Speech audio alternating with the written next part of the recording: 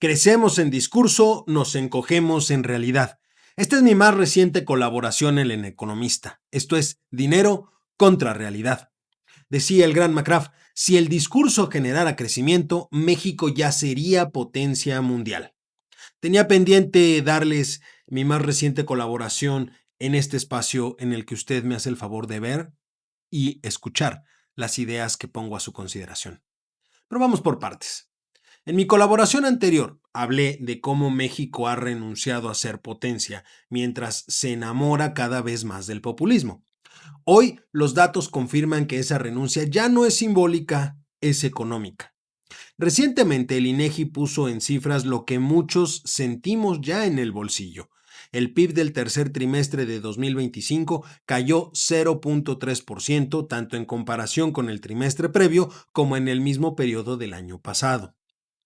En otras palabras, no solo no estamos creciendo, la economía es marginalmente más pequeña. Y si entendemos que sin crecimiento no hay desarrollo, es posible que tengamos entonces una contracción que, por mínima que sea, solo dificulta aún más las cosas. El dato sería grave por sí mismo, pero lo es más cuando se desmenuza parte a parte. Las actividades primarias, es decir, el campo, crecieron 1.2% y son el único que da señales de vida, a pesar del descontento de productores y de los abusos en su contra. No solo ojo desde el gobierno, sino también desde el crimen organizado. En cuanto a las actividades primarias y secundarias, paradójicamente, pues si las primarias son las que nos han dado oxígeno dentro de la economía nacional en los últimos meses, pues justamente la industria cayó 1.5%, su peor tropiezo desde 2023, y los servicios apenas avanzaron 0.1%, es decir, prácticamente se encuentran estancados. Un país que sobrevive por la agricultura mientras la manufactura y el comercio se frenan, no está de ninguna forma transformándose, está retrocediendo. Y no digo que el campo sea algo malo, sino que al contrario, la dinámica que ha tenido el campo a lo largo de los años evita que pueda sostener realmente a la economía nacional en el largo plazo. Durante los primeros 9 meses del año, la economía mexicana apenas creció medio punto porcentual. Medio punto. Una economía del tamaño de la mexicana, cuyo gobierno presume aspirar a colocarla entre las 10 más grandes del mundo, no se puede ver en estos términos. Debería mostrar un dinamismo más grande reflejado en el empleo y la confianza. Pero en lugar de eso, las cifras se achican y los discursos por supuesto que se inflan. Y hablando de la confianza, la empresarial se desplomó completamente.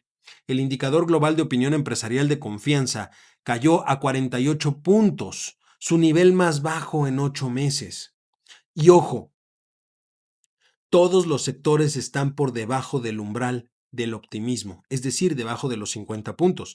En construcción la confianza está en 45.8 puntos, prácticamente en el subsuelo. En manufactura 49.1 puntos, en comercio 47.9 y en servicios, ¿por qué no decirlo?, 49.2 puntos. Es decir, ninguno supera la línea que separa la desconfianza de la confianza en la situación actual del país, todos por debajo del 50.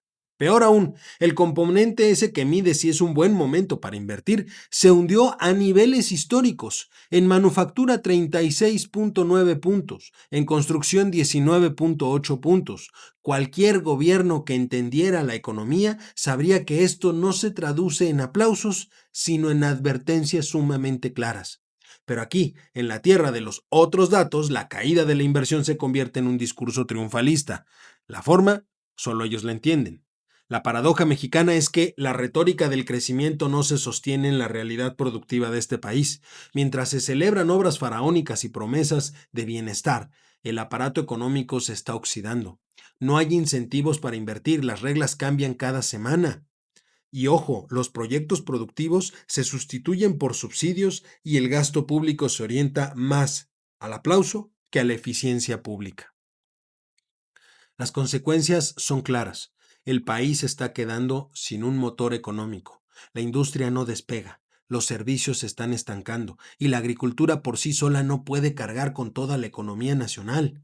Es como pretender que un ciclista gane una carrera de motocicletas con una llanta ponchada y sin manubrio.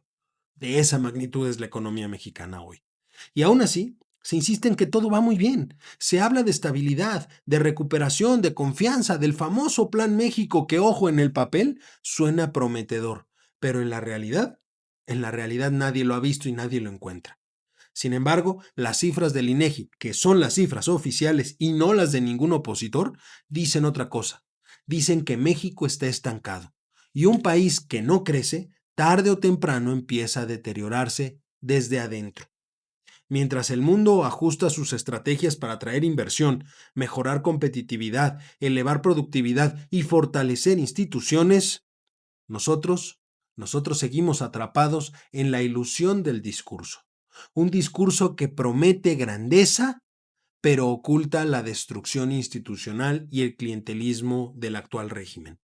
El sueño de potencia se ha vuelto rutina de conformismo, el famoso ya merito, ese ya merito del ideario mexicano de antaño.